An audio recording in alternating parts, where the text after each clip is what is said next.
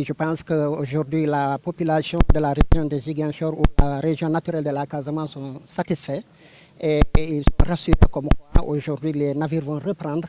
Donc, cette navette liaison Dakar-Ziguinchor, Ziguinchor-Dakar.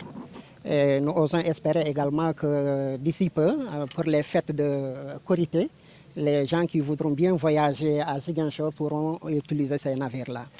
Donc, pour les opérateurs économiques également, nous pouvons les rassurer comme quoi cette année, vraiment avec la COSAMA et le port autonome de Dakar, l'accompagnement qu'ils vont faire avec la chambre de commerce de Ziguinchor, nous aurons des navires pour l'évacuation des noix dans la carte. Et ça aussi, c'est une satisfaction pour les opérateurs économiques de cette région. On a eu un petit entretien avec justement la direction de la COSAMA et la direction du port autonome de Dakar pour parler un peu de certaines dispositions à prendre. Et je pense qu'également, sous peu, il y aura une réunion d'harmonisation qui serait une réunion technique pour que les opérateurs et la COSAMA et les autres compagnies sachent exactement comment organiser vraiment cette campagne. Parce que très souvent, parfois, il y a des navires qui viennent ici et qui attendent 2 jours, 3 jours avant d'avoir les conteneurs au complet. Et ça, c'est une perte de temps, on l'a dit tout à l'heure. Donc, des réunions vont se faire dans sous peu parce que la campagne va démarrer au mois de mai.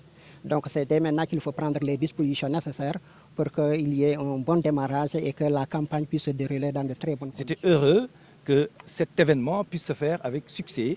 Et on a procédé à des rencontres ce matin. Nous avons discuté sur le trafic fret, qui est aussi le segment le plus structurant de l'économie de la zone. Donc, les navires à 2000 tonnes pourront aussi suivre le même chenal avec les mêmes dispositions que le navire passager.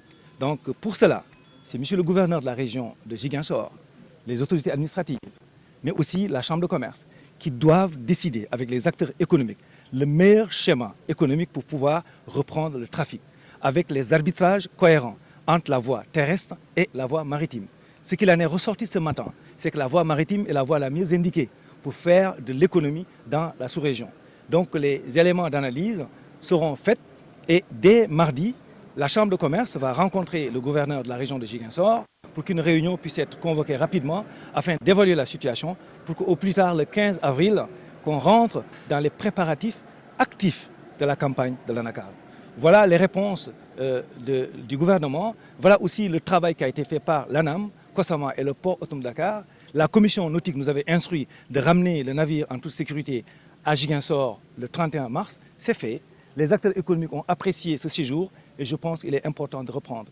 L'économie va désormais souffler et tous ceux qui veulent se rendre à Ziguinchor pour la fête de la Korité pourront emprunter en toute sécurité Aline Sitoé Diatta et toute la flotte disponible. Donc pour l'ANACAR, on va avoir des assurances qu'il y aura des bateaux disponibles. Absolument, je le confirme et je parle sous l'autorité du directeur général de la COSAMA qui l'a confirmé en réunion.